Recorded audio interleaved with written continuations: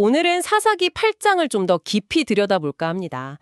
그 미디안과의 큰 승리 이후에 지도자 기드온이 보인 어떤 예상치 못한 모습들, 또 그 결과들을 살펴보려고 해요. 네, 맞아요. 사사기 8장이 참 흥미로운 게 승리라는 그 밝은 면 뒤에 가려진 인간적인 갈등, 또 지도자의 선택이 공동체에 어떤 영향을 미치는지 이런 걸 아주 잘 보여주거든요. 단순히 영웅 이야기만은 아니죠. 그렇죠. 딱 시작부터가 좀 그래요. 아니, 큰 승리를 했는데 같은 편인 에브라임 지파 사람들이 와서 왜 자기들은 전투 초반에 안 불렀냐 막 따지는 거예요. 그렇죠. 어떻게 보면 당연히 할 수 있는 불만인데 자칫하면 이게 내부 분열로 갈 수도 있는 상황이었죠. 아슬아슬했어요. 그런데 여기서 기드온이 대처하는 방식이 되게 인상 깊어요. 네, 정면으로 부딪히는 대신에 약간 외교적인 수완, 그런 걸 발휘하죠. 에브라임의 끝물포도가 아비에셀의 만물포도보다 낫지 않냐 뭐 이런 식으로 말하면서요. 아, 맞아요. 그들의 공을 딱 인정해주고 치켜 세워주는 거죠. 그렇죠. 그래서 결국 에브라임 사람들 화를 가라앉히잖아요. 상황을 읽고 사람 마음을 다룰 줄 아는 거죠, 이때는. 그런데요, 얼마 안 가서 완전 정말 180도 다른 모습을 보여줘요. 그 도망가는 미디안 어른들 쫓아갈 때 말이죠. 아, 숫곳이랑 분우엘 사람들 이야기군요. 네, 군사들이 지쳤으니까 식량을 좀 달라고 숫곳이랑 분우엘 사람들한테 요청했는데 거절당하잖아요. 네, 거절당하죠. 그랬더니 막 돌아올 때 가시런 찔레로 아주 그냥 벌을 주고 망대도 헐어버리겠다고 예고하고 실제로 그렇게 하죠. 오, 정말 에브라임 사람들 대할 때랑은 너무 다르죠. 이 태도 변화가 정말 극명해요. 이걸 어떻게 봐야 할까요? 글쎄요, 이게 참 해석이 분분할 수 있는데 뭐랄까, 승리가 눈앞에 있는데 협조를 안 해주니까 인내심이 바닥났을 수도 있고요.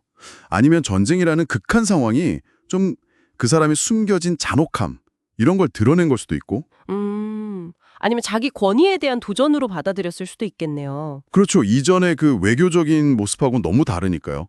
아, 이 사람에게 다른 면이 있구나. 이걸 보여주는 거죠. 결국에는 미디안의 두 왕 세바와 살문나를 회로잡는 데 성공하잖아요. 네, 잡죠. 근데 그들을 죽이는 이유가 단순히 적장이어서가 아니더라고요. 아, 맞아요. 그 다볼산에서 자기 형제들 죽인 것 때문에 개인적인 원한을 이야기하죠. 네, 공적인 전쟁의 마무리인데 거기에 아주 사적인 복수가 강하게 들어간 모습이에요. 그렇죠. 심지어 자기 맏아들한테 시켰다가 아들이 무서워하니까 자기가 직접 나서기까지 하잖아요.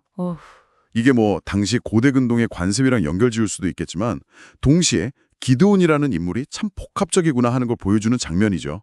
영웅이면서 동시에 폭수자인. 이렇게 큰 공을 세우니까 이제 이스라엘 백성들이 기드온한테 와서 당신이 우리 왕이 되어달라. 당신이랑 당신 자손들이 우리를 다스려달라. 이렇게 요청을 해요. 네, 왕이 되어달라는 거죠. 최고의 영예잖아요, 어떻게 보면. 그렇죠. 권력의 정점인데 근데 기드온이 이걸 단호하게 거절합니다. 네, 내가 너희를 다스리지 않겠다. 내 아들도 다스리지 않을 거다.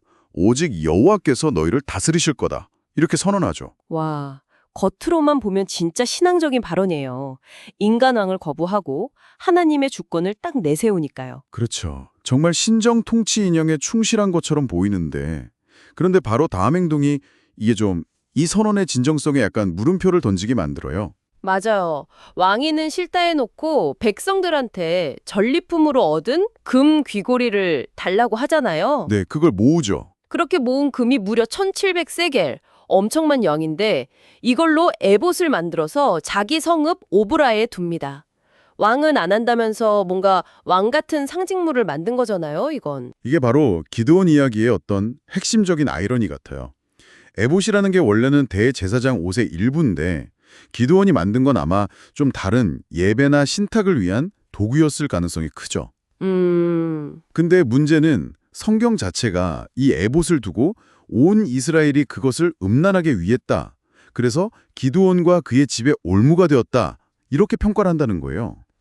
올무가 되었다. 네, 하나님이 다스린다고 말한 사람이 결국에는 백성들을 하나님에게서 멀어지게 만드는 어떻게 보면 우상숭배의 통로를 자기가 제공한 셈이 된 거죠. 결국 기드온이 살아있는 동안에는 40년 동안 평화가 있었지만 그가 죽자마자 이스라엘이 다시 바알을 섬기고 심지어 기드온 가문에게 받은 은혜도 다 잊어버렸다고 나오잖아요. 맞습니다. 참 위대한 지도자였는데 그 말년의 선택 하나가 공동체 전체에 결국은 부정적인 유산으로 남게 된 거죠. 그러게요. 사사기 8장을 보면 한 인물의 정말 다양한 면, 외교술, 용맹함, 때로는 잔인함, 또 신앙과 인간적인 한계 사이의 갈등, 이런 게 다 보이는 것 같아요. 네, 특히 하나님의 통치를 선언했던 기드온이 만든 그 에봇이 오히려 올무가 되었다는 이 사실, 이게 참 많은 생각을 하게 만듭니다.